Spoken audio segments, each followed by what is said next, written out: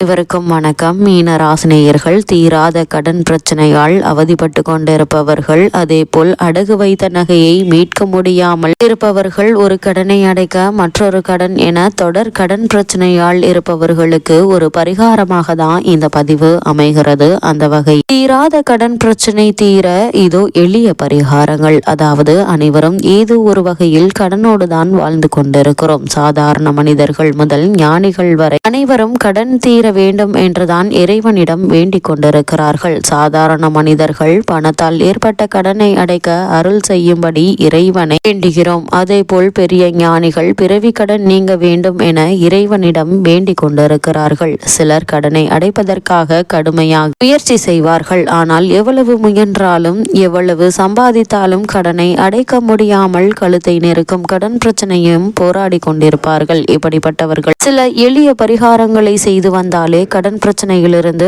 சிலர் கடனை அடைப்பதற்காக கடுமையான முயற்சி செய்வார்கள். ஆனால் எவ்வளவு முயன்றாலும் எவ்வளவு சம்பாதித்தாலும் கடனை அடைக்க முடியாமல் கழுத்தை நெரிக்கும் கடன் பிரச்சனையுடன் போராடி கொண்டிருப்பார்கள். இப்படிப்பட்டவர்கள் சில எளிய பரிகாரங்களை செய்து வந்தாலே கடன் பிரச்சனையிலிருந்து விடுதலை பெற முடியும். இன்றைய காலகட்டத்தில் கடன் வாங்காத மனிதர்களே இருக்க முடியாது என்பதுதான் யதார்த்தம். கடன் வாங்காமல் இருப்பதை வைத்து அளவோடு வாழ வேண்டும் என பெரியோர்கள் சொல்வார்கள். ஆனாலும் ஏதேதோ காரணங்களுக்காக கடன் வாங்கத்தான் வேண்டியுள்ளது. தீராத காலப்போக்கில் தீராத பெரிதாகி தீராத பெரும் சுமையாகியும் விடுகிறது. என்ன செய்தாலும் ஒரு பக்கம் கடன் பெருகி கொண்டே போகிறது என்பதுதான் பலரது கவலை. ஒரு பக்கம் கடன் வாங்கி மறுபக்கம் அடைக்க முடியாமல் பெருகி கொண்டே போகிறது. அப்படிப்பட்டவர்கள் இந்த பரிகாரங்களை மேற்கொள்வது நல்லது. அதாவது கடனை அடைக்க முற்படக்கூடியவர்கள் குலதெய்வ வழிபாடு, பைரவர் வழிபாடு, கோமாதா வழிபாடு, அதேபோல் குளிகை நேரத்தில் சிறு தொகையை அடைப்பதற்கான முயற்சி, சரபேஸ்வரர் வழிபாடு, பைரவர் வழிபாடு மற்றும் முருகப்பெருமானை வழிபடுவதன் மூலமாக நல்ல ஒரு முன்னேற்றம் ஏற்படும்.